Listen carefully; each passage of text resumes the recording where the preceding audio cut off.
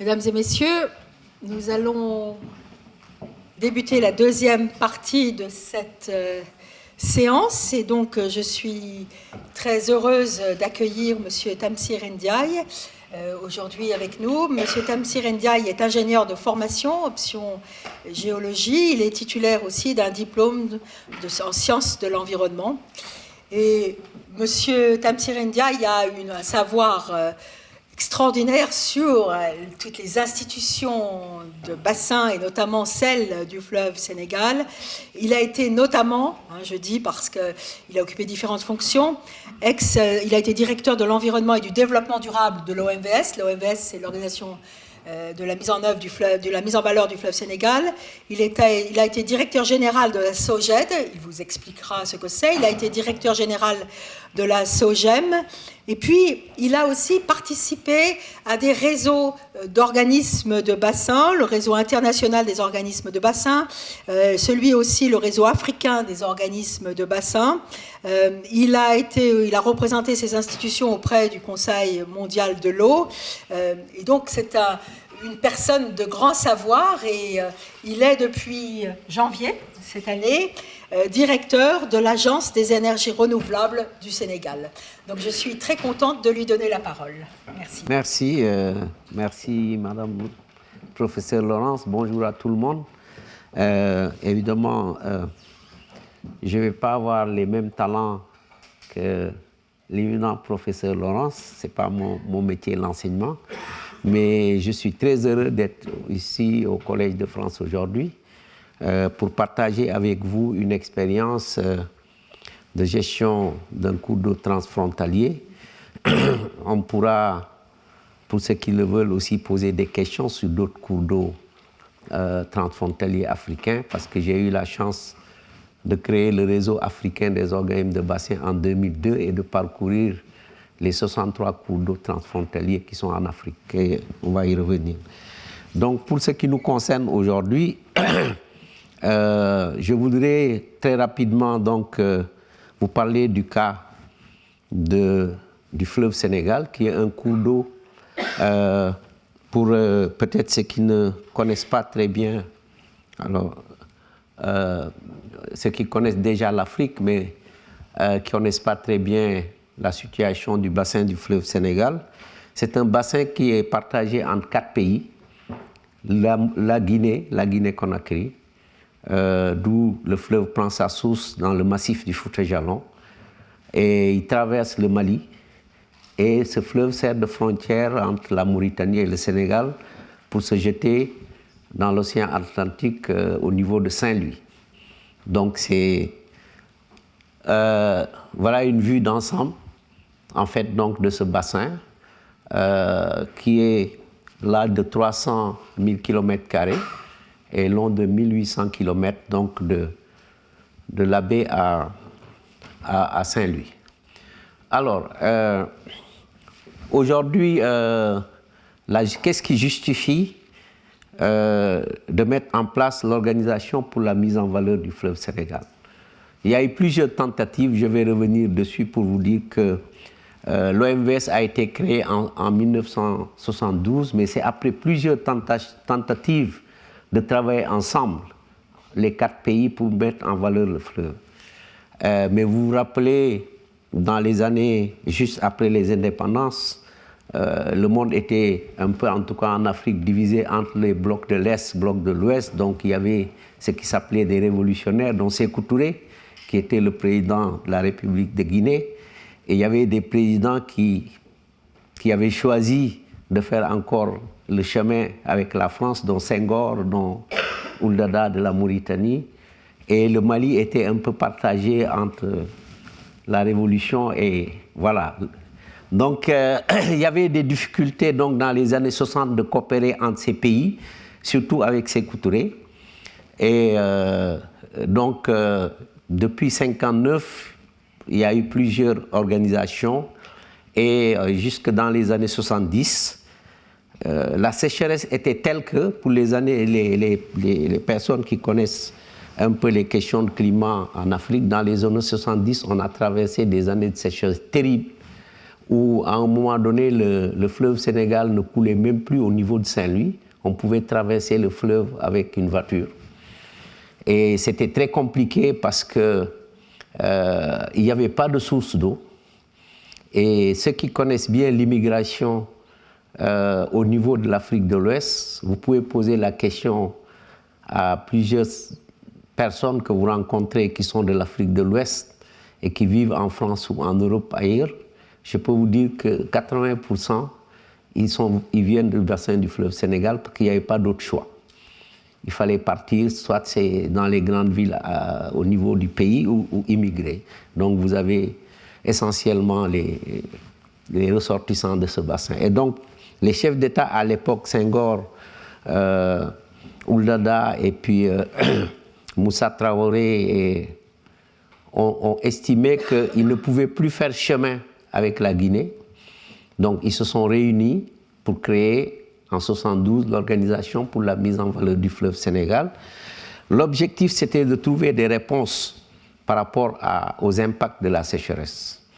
Ils se sont dit qu'individuellement, ils n'arrivaient pas à trouver des réponses parce qu'ils n'ont pas les moyens financiers de faire face par rapport à des ouvrages d'envergure pour l'aménagement et la mise en valeur de l'eau. Et donc, ils ont décidé de se mettre ensemble pour mettre leurs moyens financiers ensemble, leurs ressources humaines ensemble,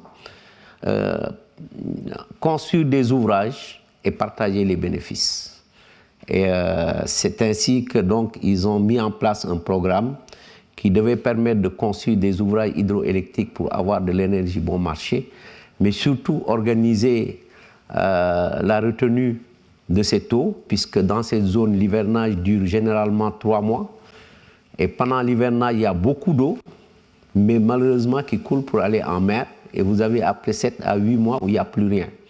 Donc l'idée, c'était de construire un grand barrage de retenue pour que pendant l'hivernage, on puisse stocker le maximum et pouvoir réguler le fleuve pendant le reste de l'année pour y mettre la quantité d'eau qu'il faut pour les différents usages. Et donc les objectifs qu'ils ont assignés donc, à cette organisation, quand vous le voyez, ces 4 objectifs sont surtout toujours liés à des réponses qu'on apporte donc à la crise liée à cette sécheresse-là. Alors comment ça se... Voilà. Je vous ai dit tout à l'heure que l'OMVS n'est pas quelque chose qui a été créé comme ça. On avait beaucoup de documentation déjà sur la valorisation du fleuve depuis la colonisation, hein, et donc ça c'est des études et des missions qui ont été organisées au temps de la colonisation pour mieux connaître donc le potentiel de ce fleuve-là, et nous nous sommes appuyés donc sur toutes ces connaissances-là pour essayer de voir qu'est-ce qu'on peut faire nous en valorisant donc cette ressource en eau.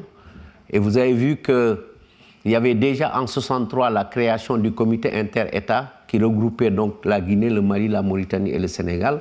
Cette institution donc n'a pas marché parce que, comme j'ai dit, pour des raisons politiques, ils ont encore donc essayé en 1968 de se retrouver pour créer ce qu'on appelle l'Organisation des États riverains du fleuve Sénégal en mars. À l'ABC en Guinée, toujours à l'initiative donc des 4 présidents. Mais cette organisation n'a pas pu continuer également pour les mêmes raisons politiques. Et donc en 1972, nuitamment, les 3 présidents ont décidé de créer l'OMVS sans convoquer la Guinée. Et donc ont essayé de faire chemin seuls. Mais ils avaient anticipé en se disant, peut-être dans quelques années, il va s'assagir et il va nous rejoindre. Donc, en créant l'OMVS, ils n'ont pas changé les textes de base de l'ORS pour que si la Guinée doit revenir, que ça soit un peu plus facile. Et d'ailleurs, je disais au professeur que même pour l'immatriculation des véhicules de l'organisation, on a laissé ER, qui voulait dire à l'époque État riverain, et qui sont encore les immatriculations de nos véhicules aujourd'hui, puisque c'est des véhicules, l'organisation a un statut diplomatique, donc dans les États, on a des accords de siège et tout, et donc ces véhicules sont immatriculés comme ça. Et heureusement qu'en 2006, on a pu négocier pour que la Guinée rejoigne donc l'organisation. Souvent, il y en a qui disent que la Guinée est sortie, et les Guinéens nous disent toujours on n'est jamais sorti. Vous avez créé votre organisation sans nous convoquer. Donc, on n'est pas revenu, voilà, parce qu'on n'est jamais sorti. On vient adhérer. Alors, donc l'OMVS est une organisation qui est basée sur un socle juridique qui est assez solide. Et je vais vous lire très rapidement certains de ces textes. La première convention qui a été signée à la création, c'était la convention sur le statut du fleuve. Les États ont considéré que ce fleuve qui est partagé, s'il n'a pas le statut du fleuve international, ça va poser problème. Il ne faudrait pas que chacun puisse, par le bout qui traverse son pays, faire ce qu'il veut sans les autres. Et donc cet espace a été déclaré espace international, qui fait qu'aujourd'hui, personne des États n'a une souveraineté sur la partie de ce fleuve dans son pays. Et ça, je vais revenir dessus. Donc la convention qui crée donc l'OMVS, la convention relative au statut des ouvrages communs. Ça, c'est très important et souvent on nous dit ailleurs que c'est unique. Les États ont décidé très tôt de dire, sur l'ensemble du bassin, tous les ouvrages qui doivent être construits doivent être des ouvrages communs indivisibles. Personne ne doit avoir un ouvrage qui l'appartient à lui. Et ça, c'est par rapport à l'importance de la gestion intégrée. Parce qu'aujourd'hui, en matière de barrage, si chacun conçut un barrage chez lui et gère le barrage suivant le fonctionnement, suivant sa volonté, sur un même cours d'eau, ça va être la cacophonie. Donc, pour être sûr qu'on peut gérer les barrages, disons, de manière cohérente et surtout en cascade, il faut qu'il y ait, en fait, que le barrage appartienne à tout le monde et que l'OMVS, qui est le statut, qui est l'organisation qui gère pour tout le monde, puisse gérer ce barrage seul et que ça ne soit pas la volonté des États. Il y aura évidemment des mécanismes, on va venir, qui font qu'on n'exclut pas quand même les États. Mais en tout cas, on a même trouvé un barrage au Mali qui était conçu par la France dans les années 30-35, mais l'OMVS l'a racheté pour éviter qu'il y ait un ouvrage qui appartient à quelqu'un. Et le pont Faidherbe à Saint-Louis, évidemment qui est un patrimoine important pour le Sénégal a été obligé de mettre la gestion de ce pont sous la responsabilité de l'OMVS pour l'ouverture, la fermeture et autres, pour éviter qu'il y ait des volontés manifestes de blocage demain s'il y a des problèmes. Donc, il n'y a aucun ouvrage dans le bassin qui est la propriété d'une personne, d'un État. Et quel que soit là où se trouve l'ouvrage, ça appartient à l'organisation parce que l'espace est international et sur cet espace qui est considéré comme un espace diplomatique, il n'y a que la volonté de l'OMVS qui peut décider. Moi, quand j'étais directeur général de la Société de gestion des énergies des différents barrages au Mali, même quand il y a une crise, en fait, on est comme les ambassades. Je veux dire, même quand il y a une grève des agents, la police ne peut pas entrer si je n'autorise pas moi en tant que directeur général parce que j'ai le statut de chef de mission diplomatique. Donc les ouvrages ne sont pas sur des territoires, les ouvrages sont sur un espace commun qui appartient à tout le monde. Et donc, les modalités de financement de ces ouvrages communs également, c'est un aspect très important. Parce que les États ont dit très tôt, on ne prend pas le risque d'endetter notre organisation. Donc individuellement, quand on doit construire un barrage, s'il doit coûter 1 million, il faut que, en fonction des avantages qui sont attendus des uns et des autres, il y a ce qu'on appelle une clé de répartition coûts et charges. Il y a des calculs qui sont faits. Et si tu as besoin des 20% ou 30% ou 40% des bénéfices, il y a un coût à payer. Mais ce coût, vous allez vous endetter auprès des partenaires financiers de votre pays, mais vous rétrocédez l'argent à l'organisation. Et donc, c'est l'organisation qui va gérer l'argent, construire, et après exploiter et partager les bénéfices au prorata de la clé de répartition. C'est subtil, mais qu'est-ce que ça permet? Ça permet qu'aujourd'hui, même s'il y a un conflit entre deux pays au niveau de l'organisation ne risque pas d'éclater. Parce que vous avez déjà mis beaucoup d'argent, mais les règles ne vous autorisent à partager que quand vous êtes dans l'organisation. Ça veut dire que si vous quittez l'organisation, vous ne bénéficiez plus des avantages de ces ouvrages, alors que vous vous êtes endetté et la Banque mondiale ne connaît pas l'OMVS. La Banque mondiale connaît le Sénégal qui a pris un prêt et qui va payer de toute façon. Qu'il soit dans l'organisation ou pas, il va rembourser sa dette au bailleur. Donc évidemment, personne n'a intérêt à partir. Et ceux qui connaissent le conflit sénégalo-mauritanien qu'il y a eu ces dernières années, il y avait rupture diplomatique, il n'y avait plus de Sénégalais à Nouakchott, il n'y avait plus de Mauritaniens à Dakar, sauf ceux qui travaillaient à l'OMVS. Et il était arrivé où la Mauritanie et le Sénégal ne pouvaient plus tenir des réunions ensemble, ni à Dakar, ni à Nouakchott. Donc, toutes les réunions de l'OMVS se tenaient à Bamako. Et moi, j'ai vécu des réunions où on nous mettait dans des salles différentes parce qu'on ne pouvait même pas se rencontrer avec les Mauritaniens, les Sénégalais. Bon, donc on mettait une salle avec le médiateur qui était le Mali, une salle pour le Sénégal, une salle pour la Mauritanie, et le médiateur faisait des va-et-vient. Mais l'intérêt ici, je le raconte parce que, en fait, l'organisation n'a jamais souffert de cette crise-là des deux. Pourtant, on était 3 en ce moment. Et je peux même dire que c'est à travers l'OMVS que le Sénégal et la Mauritanie ont négocié pour se retrouver par la suite parce que c'était leur seul espace de rencontre et de concertation. Et c'est pour ça qu'on pense que les organismes de bassin sont également des espaces de prévention de conflits ou de gestion de conflits. Donc il y a la charte des eaux qui définit les mécanismes, surtout par rapport à la protection de l'environnement, mais aussi des mécanismes de partage et de gestion durable. Et il y a le Code international de la navigation sur le fleuve, qui est aussi un instrument important. Il y a la convention qui est donc relative au statut du fleuve, je l'ai dit. Donc ça, c'est une répétition. Hein. Donc la convention relative au statut du fleuve, il y a une définition. Donc, comme je vous ai dit, donc, sur les territoires nationaux de la République de Guinée, de la République du Mali, de la République islamique de Mauritanie, de la République du Sénégal, le fleuve est déclaré fleuve international, y compris ses affluents dans le cadre des dispositions de la Convention. Parce que l'hydrosystème, on ne peut pas séparer. Ce n'est pas que l'histoire du cours d'eau principal.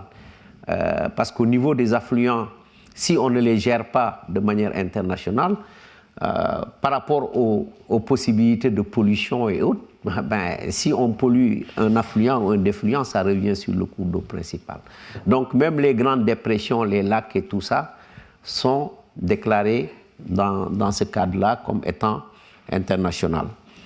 Alors, la convention relative donc, au statut juridique donc, des ouvrages communs, j'en ai parlé. Et ça, le cadre organisationnel de l'OMVS. Donc, ici, à côté de ces textes, on a mis en place un cadre pour essayer donc de gérer cette organisation commune. Et au sommet, on a la conférence des chefs d'État, donc qui regroupe l'ensemble des chefs d'État ou de gouvernement, qui définit les orientations, qui valide les programmes annuellement, qui gère les évaluations pour essayer de rectifier. Et le Conseil des ministres qui est en fait l'organe de décision, donc c'est à ce niveau qu'on prend les résolutions, etc. Et le Haut Commissariat est l'organe qui est chargé de coordonner l'exécution des activités. On a essayé de mettre en place au niveau de l'OMVS une organisation qui fait que dans chaque pays, on essaie d'avoir un organe important, d'abord pour des problèmes de communication, mais surtout d'appropriation. Et donc, le Haut Commissariat, il est basé à Dakar. Et c'est l'organe politique, diplomatique, qui coordonne tout.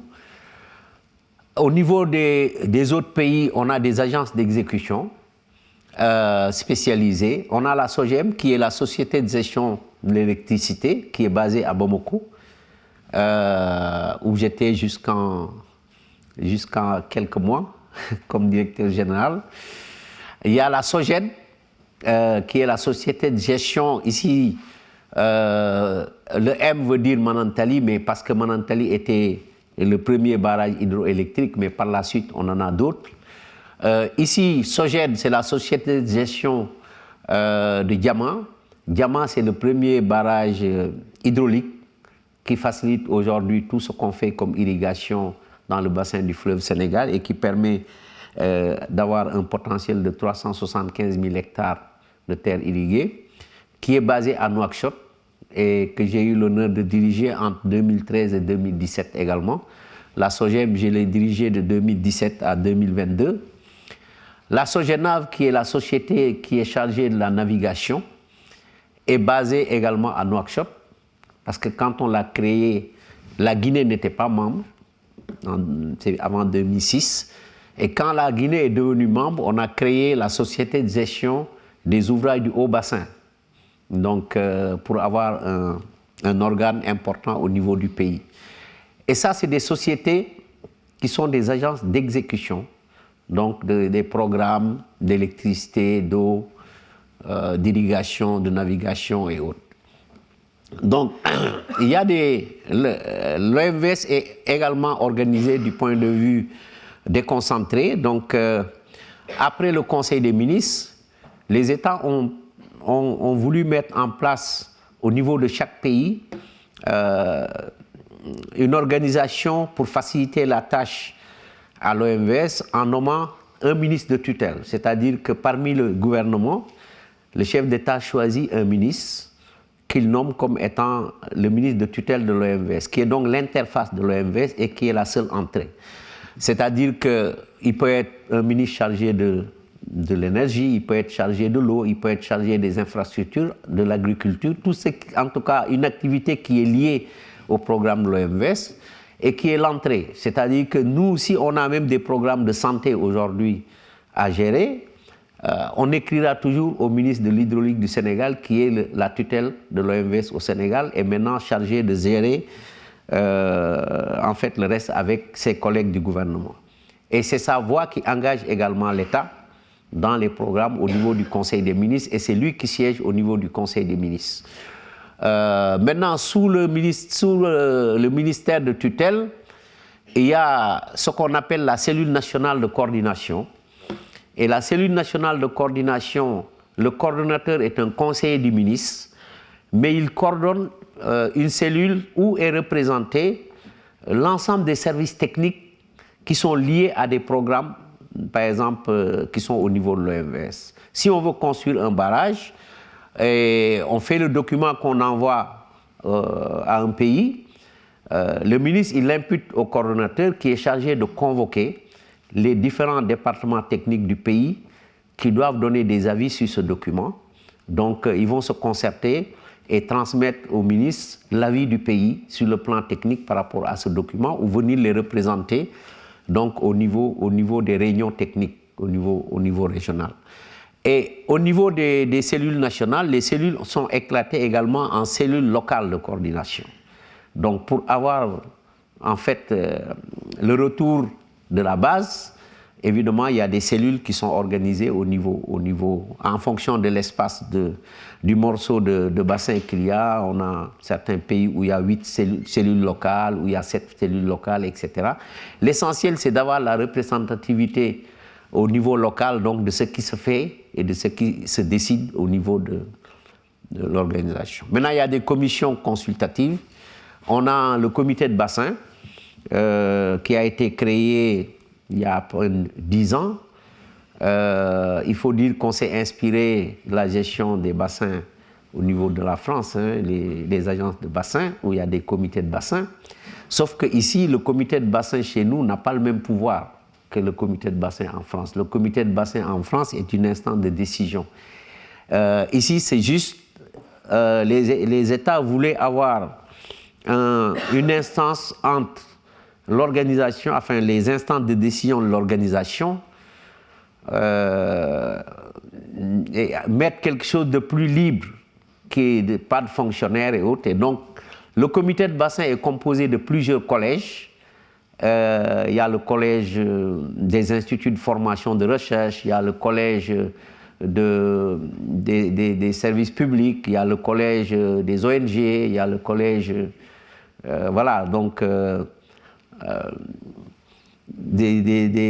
y a le collège des élus, voilà. Donc c'est organisé en plusieurs collèges et les programmes d'activité, les grands projets autres sont discutés librement au niveau de ce comité de bassin et ils donnent un avis à l'autorité, donc au président, au ministre, pour leur dire ce qu'ils pensent de ce que l'OMVS leur a proposé.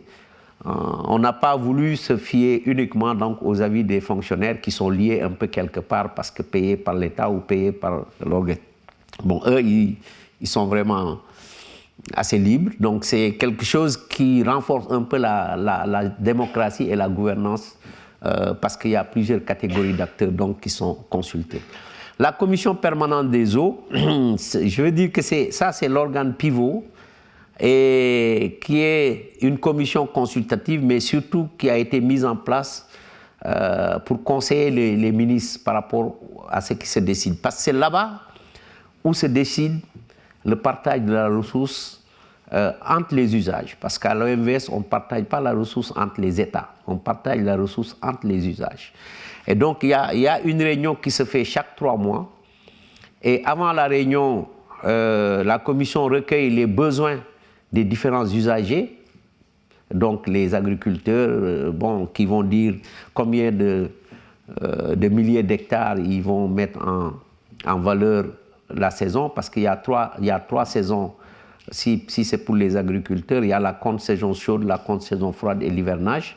Et avant chaque saison, on doit recueillir les besoins de superficie à irriguer, et en faisant les calculs, on sait combien d'eau ils ont besoin pour ça. Et après, il y a les pêcheurs, il y a l'eau potable, il y a l'eau pour la restauration des milieux écologiques, etc.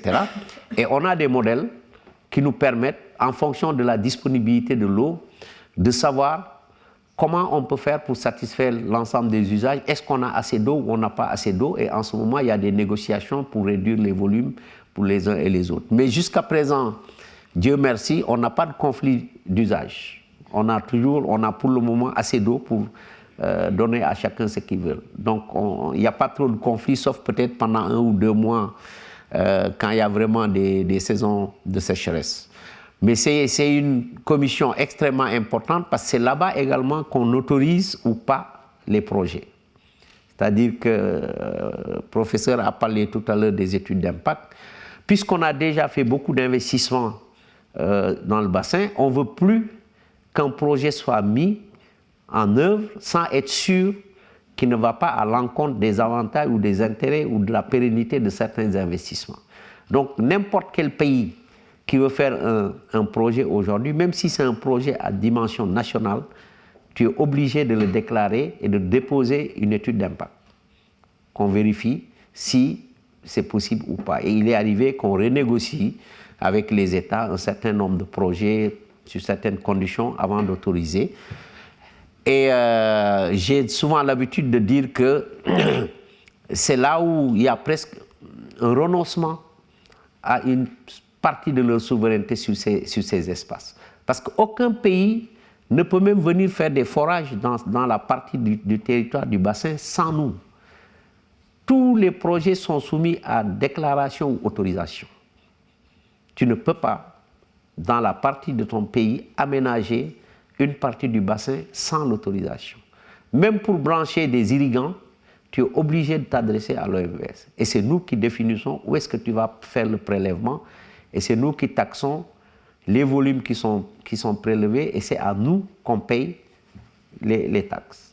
C'est à l'OMVS. Donc, quasiment, les États ne gèrent plus cette partie du bassin de leur territoire. C'est ça, et tout se passe au niveau de la commission permanente des eaux. Il est arrivé qu'on refuse des projets à des États. Mais jusqu'à présent, moi, je fréquente l'OMVS, je pense, depuis au moins 96, et j'ai intégré l'organisation en 2000. Je n'ai jamais assisté à une dénonciation, en tout cas d'un texte de l'OMVS par un pays. Ils se sont toujours pliés à la décision de l'instance. Le comité consultatif des partenaires techniques et financiers aussi, à un moment donné, il y avait beaucoup d'investissements au départ qui étaient financés par la Banque mondiale, l'AFD, l'Union européenne, etc. Et il fallait trouver un espace de concertation, mais aussi pour eux, un espace pour vérifier si tout était en ordre, parce qu'il fallait s'assurer du remboursement de la dette. Donc, on n'était pas libre de faire ce qu'on veut. Et donc, annuellement, on avait 2 réunions avec les partenaires au développement pour faire la situation des comptes, faire les états financiers, voir les trucs techniques pour être sûr que, voilà, on est dans des situations où leurs investissements ne risquent pas de ne pas être remboursés. Mais également, il n'y avait pas que l'argent, il y avait également la coopération technique, donc où il y avait beaucoup de transferts de compétences, des discussions, des expériences qu'on prenait, parce qu'ils ont l'avantage d'être transversales, ils financent en Asie, en Amérique latine, partout, donc ils peuvent nous apporter beaucoup d'expérience par rapport à ce qu'ils font ailleurs. Bon, le comité régional de planification est aussi une instance importante parce que tous nos projets, avant de les mettre en place, donc on doit travailler avec les États pour voir un peu en perspective si c'est le domaine de l'énergie, qu'est-ce qu'ils ont prévu, eux, en tant que pays, de faire dans d'autres espaces qui ne sont pas le bassin en termes de barrage, en termes de centrales ou en termes de forage. Donc, on a besoin de recueillir les investissements qui sont prévus dans les États les 5-10 prochaines années pour voir est-ce que les programmes qu'on veut mettre en place vont être en cohérence avec la planification qui est prévue dans les États, parce que, par ailleurs, les États qui s'endettent en fonction de priorités. Si on ne discute pas avec eux dans une planification cohérente pour qu'ils mettent nos projets dans leurs priorités en termes d'endettement, quand on va aller chercher de l'argent, ils vont nous dire, mais oui, vous avez fait votre programme, mais nous, nos priorités sont ailleurs, vous ne nous avez pas consultés. Donc, c'est pour ça que ce comité régional consultatif, quand on dit régional ici, toujours, c'est les 4 pays. Voilà. Donc, le comité directeur d'interconnexion, ça, c'est venu après, quand on a commencé à exploiter nos centrales hydroélectriques, parce que le réseau est interconnecté entre les pays. Donc, à partir du moment où on est maintenant sur un même réseau entre la Mauritanie, le Sénégal, le Mali, bientôt la Guinée, on est obligé de gérer ce réseau interconnecté, parce que si dans un pays, il y a des incidents sur le réseau, ça se répercute sur le réseau interconnecté. Donc, le comité directeur de l'interconnexion réunit la société de gestion de l'énergie de l'OMVS avec les directeurs généraux des sociétés d'électricité dans les pays. Et le comité technique permanent d'interconnexion, c'est les techniciens qui sont au quotidien dans la gestion du réseau, qui travaillent pour donc donner les informations et pour pouvoir décider. Alors, donc j'ai schématisé un peu ici cette charte organisationnelle-là, donc avec les chefs d'État au sommet, les conseils des ministres, le haut-commissaire, les 4 sociétés aujourd'hui qui sont des agences d'exécution, donc les organes consultatifs, les représentants au niveau des États qui sont les cellules nationales de coordination et au niveau local, les cellules locales de coordination. Et comme je vous ai dit, vous avez vu ici, le Mali qui a le territoire le plus vaste au niveau du bassin, il y a 14 donc CLC, donc au Sénégal il y en a 9, en Mauritanie 8 et en Guinée on en a 7. Et qui jouent un rôle extrêmement important pour le dialogue et le travail avec les communautés locales. Donc on a construit donc à partir de le premier ouvrage que l'OMVS a construit, c'est le barrage de Diama. Parce que comme je vous ai dit, à la création, il fallait trouver des programmes pour la valorisation de la ressource en eau. Le barrage de Manantali a été construit après. Bon, je commence par le barrage de Manantali parce que tout part de là. C'est à Manantali qu'on a fait un réservoir d'à peu près 12 milliards de mètres cubes. Donc 11,5 milliards de mètres cubes. Et qui est rempli chaque année pendant l'hivernage. Et c'est à partir de ces 11,5 milliards de mètres cubes qu'on injecte dans le fleuve, parce qu'il est en amont, qu'on injecte dans le fleuve la quantité d'eau qu'on veut. Qu'on régularise le fleuve. Donc, on l'a mis sur un affluent du fleuve Sénégal. Le fleuve Sénégal a 3 affluents. Il y a le Bafing, donc, où on a mis Manantali, qui fait 50% des eaux. Mais on a 2 autres affluents, la Falémé et le Bakoy, qui font 25%, 25%. Ça veut dire que le fleuve Sénégal, aujourd'hui, est régulé à 50% environ. Mais pour le moment, c'est déjà suffisant pour faire ce qu'on veut. Voilà. Alors, j'ai donné des caractéristiques, mais comme j'avais dit, je mets ce PowerPoint peut-être qui va être accessible à vous pour que demain vous puissiez lire et peut-être ceux qui sont intéressés avoir les détails, mais pour ne pas prendre trop de temps, je ne vais pas commenter tout ça. Ça va nous prendre trop de temps. Donc, au pied du barrage, ce barrage a été mis en eau en 87. Et au pied du barrage, on a construit une centrale hydroélectrique. Cette centrale hydroélectrique a été terminée en 2021. On a pris l'année 2001. On a pris l'année 2001 pour faire tous les tests avec les sociétés d'électricité et tout. Et en 2002, on a commencé donc à vendre l'électricité aux sociétés. Il faut dire que nos seuls clients, c'est les sociétés d'électricité des États, parce que c'était ça la volonté. La volonté était de créer une énergie propre, mais surtout moins chère par rapport à l'énergie qu'ils font à partir du pétrole. Et nous, aujourd'hui, depuis que cette centrale a été mise en fonction en 2002, le premier kilowattheure, on les vendait à 21 francs CFA. 21 francs, je ne sais pas, en euros. Il faut savoir qu'un euro, c'est à peu près 600 et quelques francs CFA. Donc, bon, voilà. Là où, pour vous donner une idée, les sociétés ne peuvent pas faire un kilowattheure dans leur centrale à moins de 125, 150. Donc vous avez l'écart de prix, 21 francs et 150 francs le kilowattheure fait chez eux. Donc c'était vraiment largement... Et aujourd'hui, malgré tout ce que ça comporte comme aujourd'hui investissement après et tout, on est à 37 francs.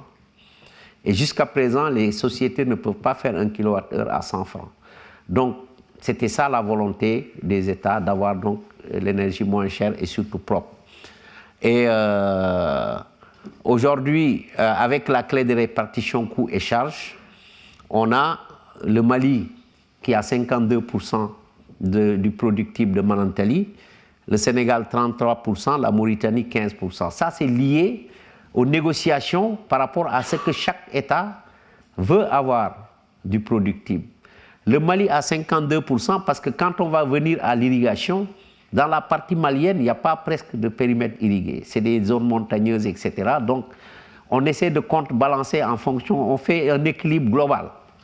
Donc, là où le Sénégal a presque 60 à 65% des terres irriguées, le Mali n'a même pas 8% de terres irriguées. Donc, le Sénégal, ce qui l'intéressait plus, c'était l'irrigation. Et le Mali, ce qui l'intéressait le plus, c'était l'organisation. La Mauritanie n'a pas beaucoup d'industrie, donc ils n'ont pas trop besoin d'énergie à l'époque. Bon, mais vous allez voir que ça va changer après. Alors, on a très tôt aussi décidé de mettre les câbles de garde. On a choisi de les mettre en fibre optique parce qu'on avait pensé également à la communication. Et donc, cette fibre optique aujourd'hui est utilisée par toutes nos sociétés de télécom. Entre le Mali, la Mauritanie et le Sénégal. Et nous avons même pris après un opérateur sur appel d'offres, donc qui opère aujourd'hui et qui revend cette capacité de fibre optique aux sociétés de télécom, ce qui nous fait aussi une entrée d'argent. Mais l'objectif des chefs d'État, c'est aujourd'hui de pouvoir renforcer la connectivité et surtout baisser les prix de téléphone en utilisant la fibre optique de l'OMVS. Et c'est des négociations qu'on a avec les sociétés de télécom. Je ne suis pas sûr qu'on est arrivé encore à ce qu'on veut, Mais en tout cas, au moins, ça a beaucoup facilité la connectivité parce qu'on a mis à leur disposition beaucoup de... Voilà. Alors, donc ça, c'est juste pour vous donner des images de postes. Ça, c'est des postes relais qu'on a au niveau des États. Et donc, on en a à peu près bientôt maintenant une trentaine dans chaque pays, le long des grandes villes ou des départements qui veulent servir, et jusqu'à là, au point de livraison. Et les hautes tensions, on en a à peu près aujourd'hui plus de 2000 km haute tension, et c'est la SOGEM qui fait l'entretien là maintenant, c'est sa propriété avec une trentaine de postes comme ça. Au niveau donc des 3 pays qui sont connectés aujourd'hui. Et ici, c'est un dispatching qui est à Manantali. Et c'est là où se gère toute la distribution de l'énergie, les quotas, mais aussi la sécurité. S'il y a des incidents dans un pays, on l'isole pour ne pas impacter les autres et tout. Donc c'est ici où se fait tout, même la facturation. Et il y a puisqu'ils sont interconnectés, il y a aussi un commerce entre eux. Parce que, par exemple, la Mauritanie peut ne pas avoir besoin d'enlever tout son potentiel, enfin, toute l'énergie qu'on lui doit. Il peut nous demander de vendre au Sénégal. Et donc, sa quantité, on dévie ça pour le Sénégal et ils vont faire une compense. Il n'est pas obligé de le vendre à 37 francs. Il va négocier avec le Sénégal. Il peut le vendre à 50 francs ou à 60 francs. C'est eux qui voient. Nous, on nous donne juste l'autorisation de donner au Sénégal 20%, 30% de ce qui appartient à la Mauritanie, au Mali et vice-versa. Donc, ils font déjà entre eux un marché. Il y a un marché déjà entre les États par rapport à ça, et tout se passe au niveau du dispatching ici.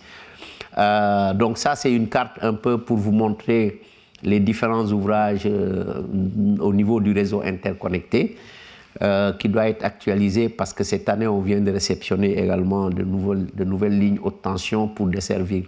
Donc ça, c'est une vue aérienne du barrage de Manantali.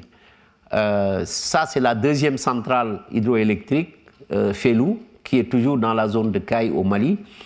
Et donc, où j'ai mis également donc, les spécifications. Ça, c'est un barrage qui a commencé à être exploité en 2013. Donc, Manantali, c'était 2002 et on a mis beaucoup de temps avant de faire une autre centrale pour beaucoup de raisons. Je vais revenir sur les questions de mobilisation de financement. Ça prend beaucoup de temps avec certains partenaires classiques qui posent d'ailleurs problème aujourd'hui avec les Chinois, les Turcs et autres qui sont plus speed dans le mécanisme de financement, même s'il y a moins de précautions qu'on prend sur l'environnement. Un barrage que tu veux faire financer, tu négocies avec la Chine, on est en février, et en juin, juillet, tu as l'argent sur la table. Voilà, bon, si c'est l'AFD, la Banque mondiale, tu as 2 ans minimum. Voilà. Donc vous comprenez ce qui se passe actuellement en Afrique, voilà, parce qu'il y a tout est urgent et les gens veulent trouver l'argent pour construire, quoi. Donc ceux qui sont maintenant, le reste, il y a beaucoup de considérations, on peut se poser des questions, mais je vous donne la photographie d'aujourd'hui. Pourquoi est-ce que aujourd'hui certaines entreprises européennes ont beaucoup de problèmes à trouver des marchés en Afrique? C'est surtout, c'est un des aspects. Donc ça, c'est le 3e barrage, la 3e centrale qui a été donc mise en service en 2022. Et j'ai eu la chance de démarrer la construction jusqu'à la connexion dans le réseau interconnecté de ce barrage-là pendant mon mandat à la SOGEM. C'est avec moi qu'on a fait les fondations jusqu'à la connexion. Et là, vous avez vu que pour le partage de l'énergie pour Fellou, le Mali à 45%, la Mauritanie 30%, le Sénégal 25%. Et ici, quand vous revenez, vous avez vu le Mali à 34%, la Mauritanie 33%, le Sénégal 33%. Donc voilà. Ça, c'est le barrage hydraulique qui est à la frontière avec le Mali et le Sénégal et la Mauritanie, et qui a essentiellement pour fonction d'être un barrage anti-sel. Parce que avant les barrages, la saison sèche, l'eau du fleuve remontait jusqu'à plus de 200 km sur l'eau de mer remontait dans le fleuve jusqu'à plus près de 200 km. Donc sur 200 km, en fait, l'eau devenait salée au niveau du fleuve et on ne pouvait rien faire. Et donc il fallait construire ce barrage pour bloquer la remontée de la langue salée. Et c'est ça qui nous permet aujourd'hui d'avoir 1800 km d'eau douce qu'on peut utiliser en toute saison. Donc là également, ça a modifié des choses, évidemment. Bon, ça a permis d'avoir plus d'eau dans le delta et ça, vous avez ceux qui connaissent le Sénégal, le Djout qui était presque une zone humide morte qu'on a revitalisée et qui joue une fonction très importante.